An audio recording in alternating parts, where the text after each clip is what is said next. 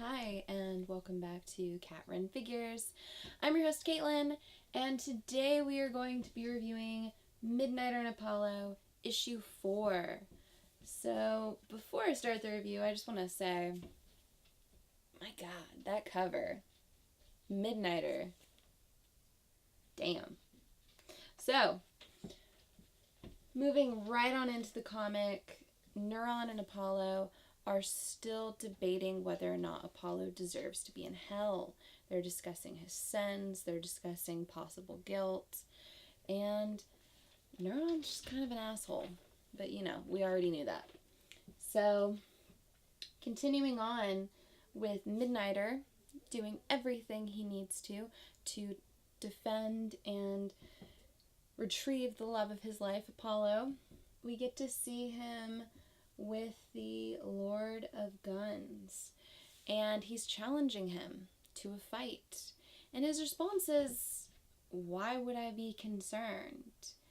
I already destroyed the one gun that can kill me.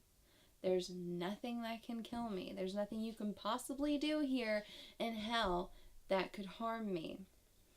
And he even goes into the fact of stating that he did kill Apollo. He killed him in exchange for that gun. And he believes it's honorable for Midnighter to show up there and challenge him. But he doesn't have a chance. So Midnighter says, not quite. And he holds out a bullet from the Ace of Winchesters. So this is the only bullet that could kill the Lord of Guns. Possibly. And he's saying, there's one hope left. And then he asks if he's ready for a taste of it. So I love this panel so much. This is so classic Midnighter. He is completely all in it. He will throw down to the death if he needs to. Just covered in blood and sweat and ready to go. Continuing on, we get to see more of the back and forth with the argument between Neuron and Apollo. And we get to see a little bit more of a discussion over souls and why Apollo is who he is. So back with Midnighter and Lord of Guns. Lord of Guns is shooting him. Midnighter is dodging. He's ducking. He's diving. He's doing everything he can.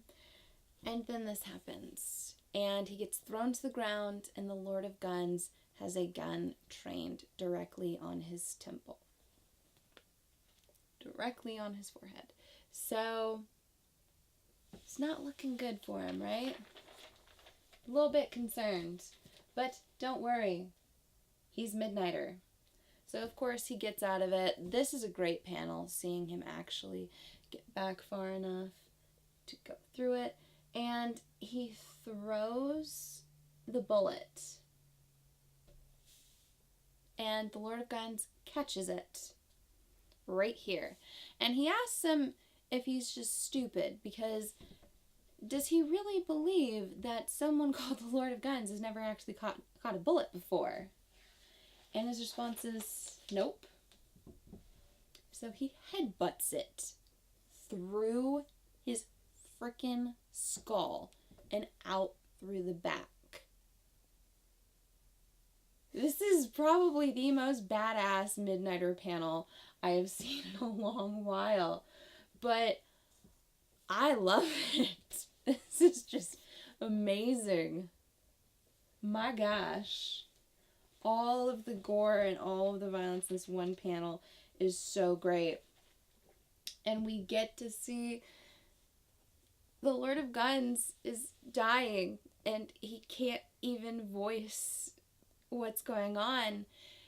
And Midnighter's just standing there saying, go on. You come to my world. You hurt my people. You hurt Apollo. There's the receipt, you piece of crap. So, Midnighter didn't exactly get through that battle unscathed. He's covered in a number of different monsters' blood throughout the story, all of the different demons and monsters and beasts that he's had to fight, but he's also covered in quite a bit of his own blood. And if you remember back to the first issue, the Black Candle is wearing out. So he is running out of time. He has to get to Apollo and he has to get out soon. So back between Apollo and Neuron, they're discussing everything about Apollo, what made him who he is. And we get this really touching moment where he discusses when he first came out to his father and the fact that his father tossed him out of the house. He didn't want to see him again. And then we find out that he was abducted by aliens and he was experimented on. They were trying to make another Superman. Well, he escaped. And when he finally made his way back home, he said his father had another reason to say that he was not his son. So that was really harsh. And he asks him why he calls himself Apollo. So back into the Midnighter half of the story, we get to see that the guards of the Mazer, aka the Lord of Guns, are all around and they're offering the Midnighter the place as the new Lord of Guns. They're stating that the one that he just killed earned the position by killing the previous one. That's what happens. You earn it throughout. And they're stating that he's fought honorably in order to save his love, but Apollo's long gone and he needs to continue on. This is a great offer. They can make him even better than the fight computer in his head can. And Midnighter doesn't exactly take that sitting down. And he makes them tell him exactly where Apollo is. So we get to see once again more of the conversation between Neuron and Apollo. And we get to see what Neuron thinks of Apollo, why he has the name Apollo, why he took the name of a god. So we get to see Midnighter fighting through this Hell Kingdom castle setting for Neuron and all of the different fights that he has to go through to get to Apollo. And I love each of these panels showing each individual one. They're literally all over the place. There's so many different dynamic points of interest throughout, and I just think it's really strong. Honestly, I've been enjoying the hell out of this read. But we get to see Apollo lost. He's in a bottle. He doesn't seem to be glowing anymore. And Midnighter tells him that he's here for Apollo. And Neuron tells him that, what does he want? A fight? Because he can barely stand after everything he's gone through. Apollo tried to deal with him as well. He tried to outwit him in a riddle. And then he asks, you see how he fared? And I love Midnighter's retort here. He says, well, he's always been a thinker. I've got something simpler in mind. Let's go. So we get to see Midnighter literally just covered in blood.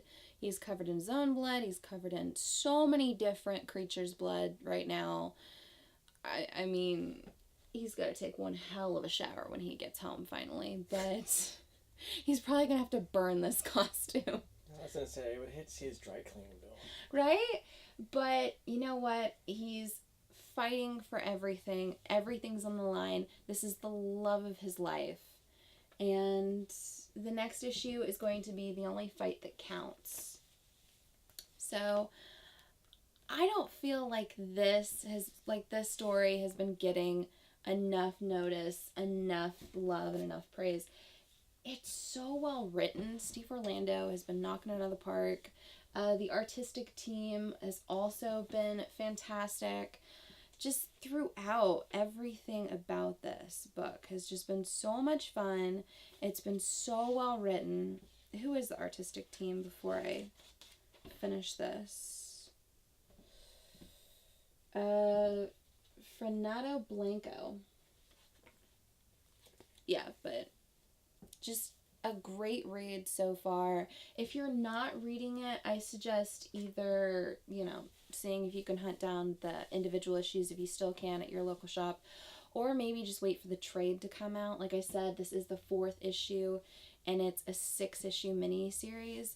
So you know what? Hopefully if this sells out well enough, we'll get a continued series for Rebirth. I don't think that's going to happen because they canceled Midnighter's book for DCU, but that's a whole nother story. Which that was an amazing book in its own right, just as much. I love the fact that Midnighter and Apollo are finally back together, and I can't wait to see Midnighter's fight. I want to see this. I want to see him kick Neuron's ass and save his man. So give me a like if you like this video, comment below and tell me whether or not you're reading this, and if you're enjoying it as much as I am. Subscribe to my channel for more comic book content, or check out any of my older videos I have up for offer here on Cat Figures. I did review all of the earlier issues, so check those out if you haven't already. And until next time, I'm your host Caitlin. Bye.